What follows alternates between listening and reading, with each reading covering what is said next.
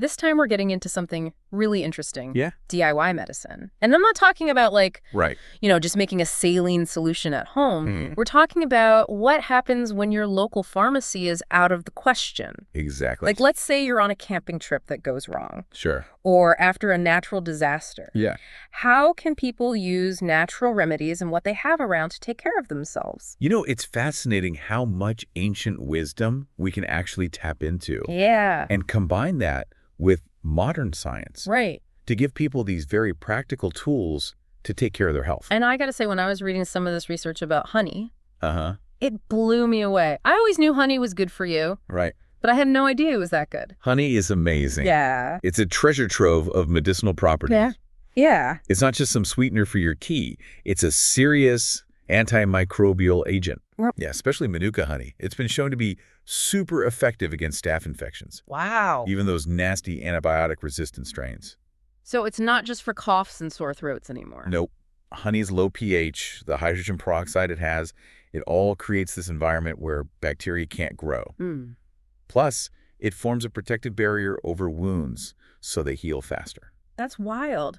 Is it true that local honey can help with seasonal allergies? Yeah, it can actually desensitize you to pollen. Oh, interesting. It's like a natural allergy shot. But I do remember as a kid my pediatrician telling my parents to never give me honey. Oh, yeah. Is that still a thing? Absolutely.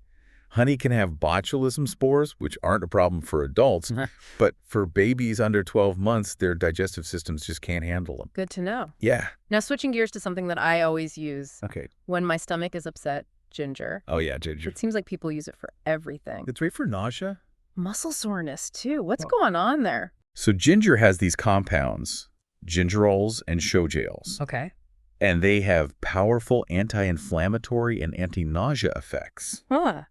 Basically, they work by blocking certain receptors in the body that trigger those feelings of nausea. Gotcha. You know those ginger chews they sell for morning sickness? Uh-huh. Well, there's a reason those are so effective. Yeah, that makes sense. Mm-hmm. I've never been a huge fan of the taste, though. Oh, yeah, I know what you mean. Fresh ginger can be quite strong. Yeah. Try grating a little bit into your stir-fries or soups, or even simmer some slices in hot water Okay. with some lemon and honey for a nice soothing tea. Okay. Dried ginger is another option, has a milder flavor. Mm-hmm. You can add it to smoothies or even baked goods. Okay. Those are some good ideas. Yeah. Now, I want to talk about something I'm sure a lot of people have in their kitchens. Okay, what's that? Garlic. It's supposed to be amazing for you, It is. but I don't know about you, but Yeah. I avoid it sometimes because of the garlic. Oh, right, yeah. So is it really worth it? It really is. Okay. That strong smell comes from a compound called allicin, Mm-hmm. and that's what makes garlic a natural antibiotic. It has potent antibacterial and antifungal properties.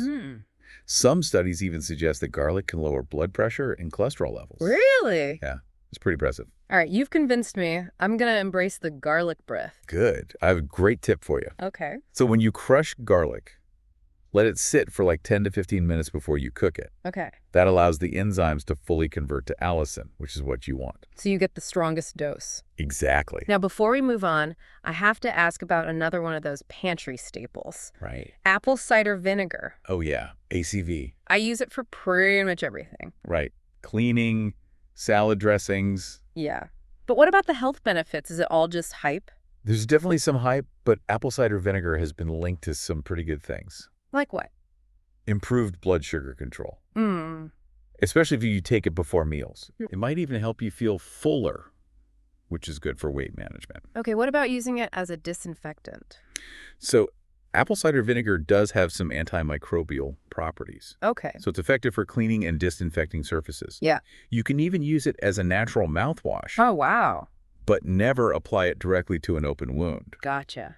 It's acidic and can actually irritate your skin. So it seems like our kitchens are already stocked with a bunch of natural remedies. They are. That's amazing. Yeah, and that's just the start. We're going to get into specific first aid situations, Okay. explore herbal remedies for those common problems we all face, Mm-hmm. and we'll even talk about how to build your own herbal medicine cabinet. I can't wait to learn more. Yeah, it's going to be great. It's all about empowering ourselves to take control of our well-being, Exactly. no matter where we are. That's right. Okay, so we've got all these amazing things in our kitchens, Mm-hmm. but what about when we need more than just pantry staples. Right. Like, what if you're out camping and you trip and fall and get a nasty cut? Oh, no. What's the first thing you do? Well, the good news is that even basic first aid can really make a difference. Okay. In that situation, the first thing is always to stop the bleeding. Apply pressure directly to the wound with something clean, like a cloth. So what about that old trick of pouring hydrogen peroxide on cuts? You know, that's actually not a good idea. Really? Yeah. Hydrogen peroxide can actually hurt healthy tissue and slow down healing. Just use plain old soap and water to clean a wound. Okay, so soap and water. Got it. Then once the bleeding stopped, you can put a little bit of honey on it. Wait, really? Honey? On an open wound? Yeah. Honey's incredible for wound care. Okay. Remember all its antimicrobial properties? It's like it builds a wall that keeps the bacteria out and helps it heal faster. I never would have thought to use honey. And for burns, you can use aloe vera gel. It's so soothing and helps prevent scarring. Aloe vera is the best. It is. Now, moving on to something else I'm curious about. Pain management. We've talked about ginger for an upset stomach. Yeah. But are there natural alternatives for dealing with pain without taking pills? Definitely. One option is willow bark tea. Willow bark. Yeah. It has this compound in it, psilocin, that's really similar to aspirin. Oh, wow.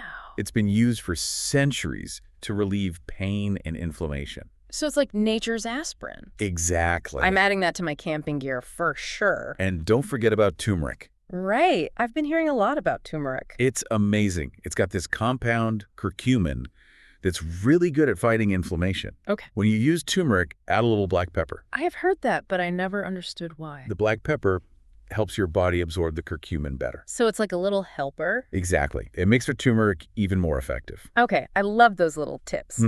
Now, let's switch gears again and talk about something almost everyone deals with at some point. Okay, what's that? Digestive issues. Oh, yeah, we've all been there. Everyone has their go-to remedy for an upset stomach. Right. What are some natural ways to deal with things like indigestion? Well, we've talked about ginger for nausea. Right. Peppermint is another great one. A cup of peppermint tea can really help with bloating and indigestion. Okay. And if you've got diarrhea, try the brat diet. The brat diet. Bananas, rice, applesauce, and toast. Okay. They're all really bland and easy to digest, which helps your stomach settle down. You know, I remember my grandma always talking about the brat diet. Really? Yeah.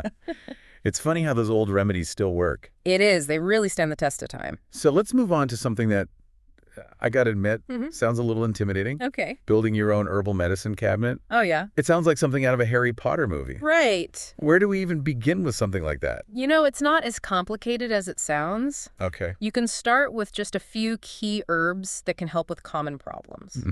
Echinacea is a great one to have. It really boosts your immune system. Echinacea. Like those pretty purple flowers. Those are the ones. So they're medicinal, too. Yep. Studies show that echinacea can shorten a cold and make your symptoms less severe. Wow.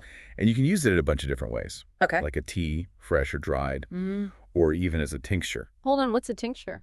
Oh, it's basically a concentrated herbal extract. Gotcha. You make it by soaking the herbs in alcohol or glycerin. Okay. And that pulls out all the good stuff from the plant. And the alcohol helps preserve it so it lasts way longer than a tea. So it's like a supercharged tea. Exactly. What other herbs should people consider for their medicine cabinet? Chamomile is a must-have. It's super calming and relaxing. Oh, yeah. Chamomile tea is my go-to before bed. It's perfect for sleep, but it can also help with anxiety and digestive issues. Huh.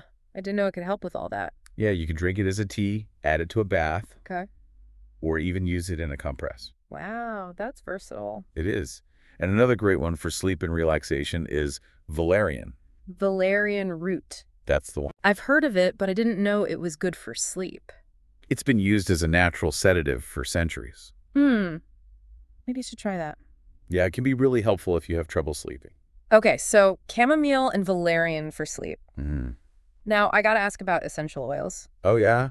They're everywhere these days. They are. Are they really all they're cracked up to be? When they're used safely, essential oils can be super beneficial. Okay, good to know. Lavender oil, for example, is amazing for relaxation and sleep. I love lavender. You can diffuse it in your bedroom, add a few drops to your bath, Okay. or even rub a little bit on your temples or wrists. I've tried that before. It does help. Yeah, it's really calming. But I've also heard there can be some risks with essential oils. You're right. Safety is really important with essential oils. They're very concentrated. Okay. So you never want to use them directly on your skin without diluting them first. Gotcha. Use a carrier oil like coconut oil or almond oil. Okay. And it's always a good idea to do a patch test first. A patch test. Yeah, just put a tiny bit on a small area of skin. Just to make sure you don't have any reaction to it. Okay, so dilution and patch testing. Got it. What other essential oils would you recommend for a home pharmacy? Tea tree oil is a must-have. Tea tree oil. Okay. It's great for cuts, scrapes, and even fungal infections. Peppermint oil is another one that's super versatile. Okay. You can use it for headaches, nausea, even congestion. Wow, peppermint oil does a lot. And for respiratory stuff, eucalyptus oil is amazing. Okay. You can add a few drops to a steam inhalation to clear your sinuses. I'm learning so much about essential oils. They're fascinating, aren't they? Yeah. So we've got all these natural remedies, but I'm realizing that having them isn't enough. That's right. We need to know how to use them. Exactly. It's one thing to have the tools, but you need to know how to use them safely and effectively. Knowledge is power. Right. Absolutely. And there are so many resources out there. Okay. Books, websites, online courses, you name it. Wow. I had no idea. Yeah. There's a ton of information on herbalism, natural remedies, DIY medicine. So we don't need to become doctors. No, not at all. But we do need to be informed. Right. It's about being proactive and taking control of your own health. That makes a lot of sense. And it's a journey. It takes time. You don't have to learn everything at once. Right. Start with what interests you. Ask questions, experiment, and gradually build your knowledge. That's good advice. The more you know, the more confident you'll feel using natural remedies to take care of yourself. That's empowering. I'm feeling really inspired to learn more. That's great. I'm glad to hear it. So we've talked about all these amazing natural remedies. Yeah, it's really incredible what nature can do. But I'm realizing that even having a fully stocked medicine cabinet with all these herbs and things isn't quite enough, right? That's so true. It's not just about having the stuff. Yeah. It's about understanding how to use it safely and effectively. Exactly. It's about tapping into that ancient wisdom and connecting with nature in a deeper way. It really feels like we're rediscovering something that our ancestors knew all along. Right. This understanding that nature provides everything we need to heal. It's like we've lost touch with that a little bit. I think so, yeah. Right. We've become so reliant on pharmaceuticals and complex medical systems. It's empowering, though, to know that we have options. Absolutely. That we can be proactive about our own well-being. Right. You don't always have to rely on external systems to feel better.